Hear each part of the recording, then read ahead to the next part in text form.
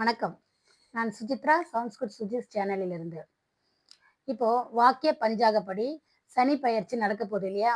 அது வந்து எப்போ நடக்க போகுதுன்னா, மார்ச் 6ஆம் தேதி, இந்த மாசம் 6ஆம் தேதி வாக்கிய பஞ்சாங்கப்படி சனி பெயர்ச்சி நடக்க போகுது.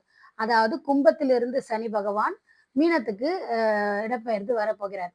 ஸோ அப்படி வரும்போது, அ பயிற்சி அடையும்போது என்ன நடக்கும்னா, யார் யாருக்கெல்லாம் ஒரு 4 ராசிக்காரர்களுக்கு வந்து யோக சனியா மாறப்போறாரு. அது என்ன யார் யாருக்கு அப்படின்றத நம்ம பார்ப்போம். இப்போ முதல் தரமான யோகம் யாருக்குன்னு பார்த்தீங்கன்னா, ரிஷப ராசியோ, ரிஷப லக்னக்காரங்களுக்கோ தான். ஏன்னா, இவங்களுக்கு வரப்போற சனி வந்து லாப சனின்னு சொல்லுவாங்க. ஏன் லாப சனின்னு சொல்றோம்னா, 11ஆம் இடத்துக்கு சனி வரப்போகிறார். 11ஆம் இடத்துக்கு சனி வந்தாருன்னா என்ன ஆகும்? அவங்களுக்கு வந்து எல்லாமே வந்து யோகம் தான், லாபம் தான். எத தொட்டாலும் தொடங்கும். எது நடந்தாலும் அவங்களுக்கு ஏத்த மாதிரியே நடக்கும். அவங்களுக்கு லாபமாவே அவங்க ஏதோ செய்வாங்க. அது பார்த்தா அதுல அவங்களுக்கு லாபம் கிடைக்கும். ஸோ அது மாதிரி அவங்க எந்த வேலை செஞ்சாலும், அந்த வேலை மூலியமா அவங்களுக்கு வந்து லாபம் தான் கிடைக்கும். தொட்டதெல்லாம் தொடங்கும். இந்த சனி பயிற்சி அவருக்கு வந்து லாப சனியாக இருந்து, அவருக்கு எல்லாத்துலயுமே வந்து லாபத்த குடுத்து யோக குடுக்க போறாரு சனி பகவான். யாருக்கு? ரிஷப லக்னக்காரங்களுக்கு, ரிஷப ராசிக்காரங்களுக்கு. அடுத்தது பார்த்தீங்கன்னு வச்சுக்கங்களேன், மிதுன லக்னம், மிதுன ராசிக்காரங்களுக்கு பார்த்தீங்கன்னு வச்சுக்கோங்க, கர்ம சனியாக வரப்போகிறார்.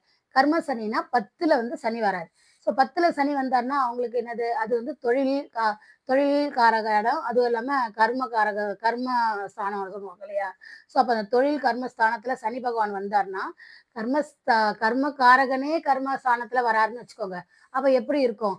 அப்போ அவங்களுக்கு வந்து தொழில்ல வந்து நல்ல முன்னேற்றம் கிடைக்கும். ஏதாவது வந்து ட டர்னிங் பாயிண்ட் அமையும். அதாவது அவங்க ஏதாவது ஒரு பிசினஸ் செய்யலாம்னு நெனச்சா, அது வந்து கைக்கூடி வரும். நெனச்சாலே அதாவது தொழில் சம்மந்தப்பட்ட அவங்க எது நெனச்சாலுமே, அது எல்லாமே வந்து அவங்களுக்கு வந்து கை குடுக்கும்னு சொல்லலாம். அப்புறம் அவங்க செய்ற வேலையில வந்து அவங்களுக்கு வந்து ஒரு ப்ரமோஷன் கிடைக்கலாம்.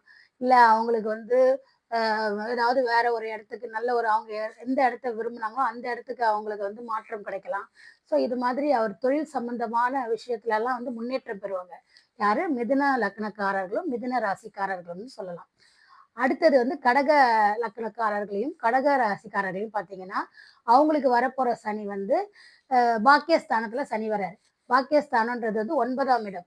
ஸோ இந்த 9ஆம் இடத்துல சனி வர்றது என்னன்னா, அவங்க ஒண்ணும் செய்யக்கூட வேணாம். இது செய்யலாம் அப்படின்னு அவங்க நெனச்சாலே வந்து, அதுல எல்லாத்துலயுமே அவங்களுக்கு வந்து லாபம் வரும். இன்னொன்னு இவங்க வந்து பாக்கியஸ்தானத்துல சனி வர்றதுனால, முன் அவங்க என்னென்னலாம் செஞ்சாங்களோ, என்னென்ன நன்மைகள் செஞ்சாங்களோ அவங்க வாழ்க்கையில, அதுக்கெல்லாம் அந்த நன்மைக்கெல்லாம் சேர்த்து அவர் வந்து சனி பகவான் வந்து அவங்களுக்கு பாக்கியத்தை அள்ளி, அள்ளி வழங்க போறாருன்னு சொல்லலாம். ஸோ அதனால கடகராசிக்காரங்க வந்து ரொம்ப ஜாலியாவே இருக்கலாம். அவங்களுக்கு எந்த பிரச்சனையும் இல்ல. அவங்க செஞ்ச புண்ணியம் எல்லாம் இப்ப வந்து என்னவா வரப்போது? அவங்களுக்கு யோகமாவும், பாக்கியமாகவும் அவங்களுக்கு கிடைக்க போது. ஸோ அது மாரி க க ம் கர யாருக்கு? கடகராசிக்காரங்களுக்கு பாக்கியஸ்தானத்துல சனி வந்து அவருக்கு யோகத்த குடுக்க போறாங்க. அடுத்ததா நம்ம பார்க்க போறது யாருன்னா, அடுத்தது விருச்சிக லக்னக்காரர்களுக்கும், விருச்சிக ராசிக்காரர்களுக்கும் தான் நம்ம பார்க்க போறோம். அவங்களுக்கு பார்த்தீங்கன்னா, பஞ்சம சனி. பஞ்சம சனின்னா என்னன்னா, 5ஆம் இடத்துல சனி வராரு. ஸோ 5ஆம் இடத்துல சனி வந்தா என்ன நடக்கும்? 5ஆம் இடம்ன்றது வந்து நமக்கு பூர்வீகத்த சொல்லும், குலதெய்வத்த சொல்லும், நம்ம மூத்த மகன்களை சொல்லும். இப்படி நெறைய சொல்லிட்டு போலாம். ஸோ இதுலெல்லாம் இந்த மாரி விஷயத்துல எல்லாம் அந்த காரகத்துவத்துல எல்லாத்துலயுமே அவங்களுக்கு அவங்களுக்கு வந்து யோகம் கிடைக்கும்னு சொல்லலாம்.